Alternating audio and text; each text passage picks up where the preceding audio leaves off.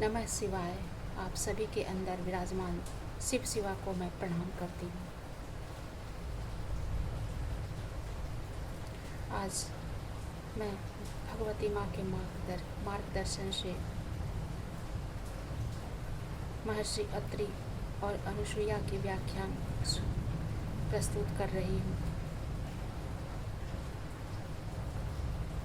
माँ की आज्ञा से ही आज मैं ये प्रसंग आप सबके समक्ष रख रही हूँ।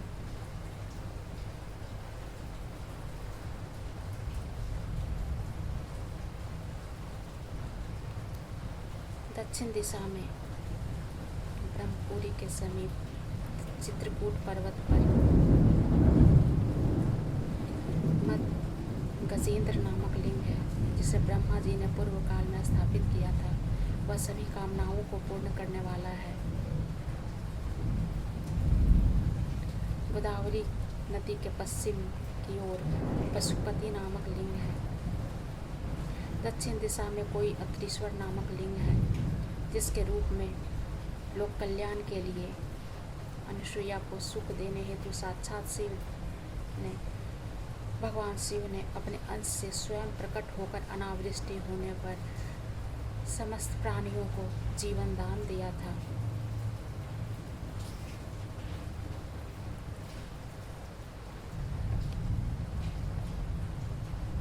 चित्रकूट के समीप दक्षिण दिशा में कामद नामक एक विशाल वन है, जो सज्जनों और तपस्वियों का कल्याण करने वाला है। वहाँ ब्रह्मा के पुत्र महर्षि अत्रि अपनी पत्नी अनुसुईया के साथ अति कठिन तप करते थे। पहले किसी समय दुर्भाग्य से जीवों को दुख देने वाली 100 वर्ष की बहुत ही भयानक अनावृष्टि हुई। उस समय सभी वृक्ष, पत्ते और फल सूख गए। नित्य क्रम के लिए भी कहीं नाम मात्र जल नहीं दिखाई पड़ता था। आर्द्रता कहीं भी नहीं थी और 10 दिशाओं में शुष्क पवन बहने लगा, जिससे पृथ्वी पर चारों ओर अतिशय दुखदायक महान हाहाकार मच गया। तब अत्रि की पतिव्रता पत्नी ने प्राणियों का विनाश देखकर अत्रि से कहा, यह दुख मुझसे सहन नहीं हो रहा है। तब वे मुनिवर अत्रि स्वयं आसन पर स्थित हो प्राणायाम कर समाधि में लीन हो गए। इस प्रकार वे आत्मा में स्थित निर्विकार शिव स्वरूप परम ज्योति का ध्यान करने लगे। तब गुरु के समाधि में लीन हो जाने पर उनके शिष्य अन्न के अभाव में अपने गुरु को छोड़कर दूर चले गए और अनुसुईया अकेली हो गई। फिर वे प्रसन्नता के साथ निरंतर अपने पति की सेवा करने लगी और सुंदर पार्थिव शिवलिंग बनाकर मंत्र के द्वारा विधिवत मानस उपचारों से पूजन करती थी और बार बार शंकर जी की सेवा कर भक्ति से उनकी स्तुति करती थी। हाथ जोड़कर सदाशिव की प्रदक्षिणा कर उन्हें प्रणाम करती थी। उस समय शोभाशालिनी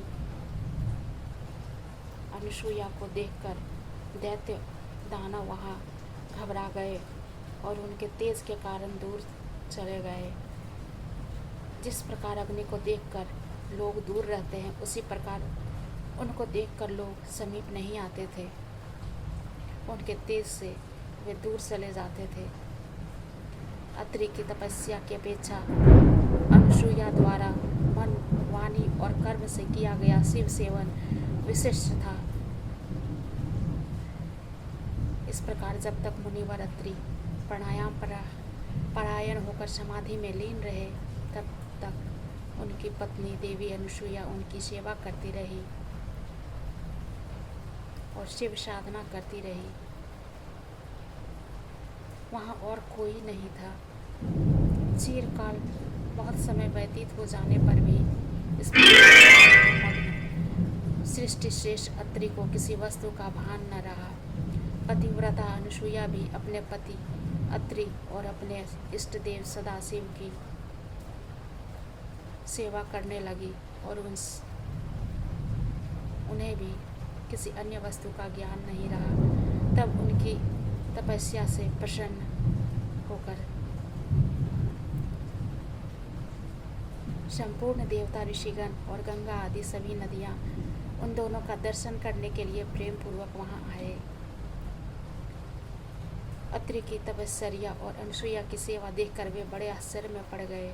उन दोनों के अद्भुत तप और उत्तम सेवा भाव को देखकर वे कहने लगे कि अत्रि का तप और अनसुईया की आराधना, इन दोनों में कौन श्रेष्ठ है। उसके बाद उन दोनों को देखकर उन्होंने कहा कि भजन श्रेष्ठ है। पूर्वकालीन ऋषियों ने भी दुष्कर तप किया था, किंतु ऐसा कठिन तप किसी ने कभी नहीं किया। ऐसा उन्होंने कहा। ये अत्रि धन्य है और ये अनुसुईया देवी भी धन्य है। ये दोनों प्रेम पूर्वक घोर तपस्या कर रहे हैं। त्रिलोकी में इस प्रकार का शुभ, उत्तम और कठिन तप किसी ने किया हो, यह बात इस समय तक जानी नहीं जा सकी है। इस प्रकार उनकी प्रशंसा कर वे सभी चले गए, परंतु गंगा जी वहीं स्थित रही और शिव जी भी वहीं रहे। गंगा साध्वी अनुसुईया के पतिव्रत्य धर्म और उनकी सेवा से मुग्ध होकर वहीं रह गई। उन्होंने कहा कि मैं इन अनुसुईया का उपकार करके ही जाऊंगी। शिव जी भी महर्षि अत्रि के ध्यान से बंधे रहने के कारण पूर्णांश से वहीं स्थित हो गए और कैलाश नहीं गए। 54 वर्ष बीत गए, वर्षा नहीं हुई। इधर अनुसुईया ने यह प्रतिज्ञा कर रखी कि जब तक महर्षि समाधि में लीन रहेंगे तब तक मैं कुछ भी ग्रहण नहीं करूंगी। इस प्रकार मुनि के द्वारा की जाती हुई तपस्या में स्थित रहने और अनुसुईया के शिव भजन में तत्पर रहने के कारण जो हुआ उसे आगे सुनाती हूँ।